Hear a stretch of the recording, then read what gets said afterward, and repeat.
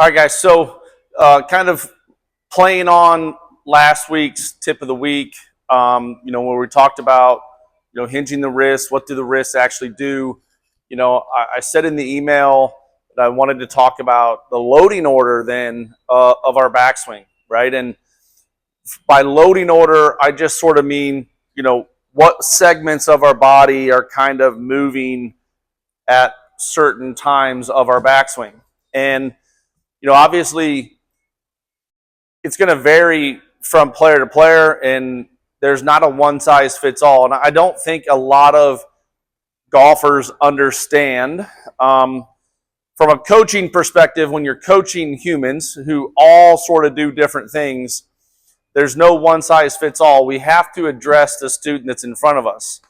So the reality of this is, this is sort of the loading order that I'm going to talk about here would be like a perfect case scenario. Like if we as a human have, no sort of limitations with our body, no injuries, and we're able to do a functional movement, this is sort of what we would like to see.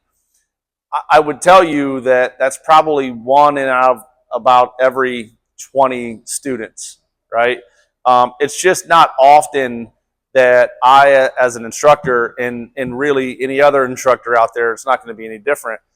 It's just not that often where we live in this perfect world. So, with that being said, I still think this is a valuable video to put out there, because one of the things that I see every day that is really ruining golfers' golf swings is shitty arm structure. And whether that is in the setup and their arms are too far on the side of their body and they're already bent, whether that's at the top of their backswing and their arms are too bent, or whether that's through the hitting zone and they have a massive chicken wing on the way through. Shitty arm structure is an epidemic in the game of golf. And a lot of it has to do with how the player is loading their backswing, in which segments are moving when, okay?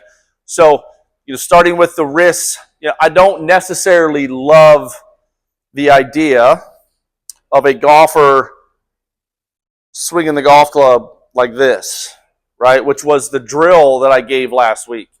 I think that's a great drill for players to start to learn and understand what their wrists need to be doing, but that's not actually how we swing the golf club, right? So I think one of the biggest things that I'm looking for is by the time the left arm is parallel, we have our wrists in a really good position.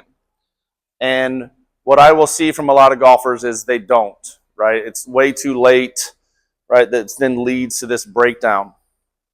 So to the loading order then, how do we want this thing to look? How do we want this thing to load? Really, in the first couple of feet of our backswing, it really should just be sort of all arms and hands here, right? So this goes first. I'm not twisting my lower body. I'm not trying to rotate a ton with my lower body. And in fact, when players do that, a lot of times they suck the club way inside. So this feels going to be much more just arm motion here in the first 2 feet of the back. It's going to be much more just moving the arms and hands, just short of parallel to the ground. At that point, then my chest is getting involved.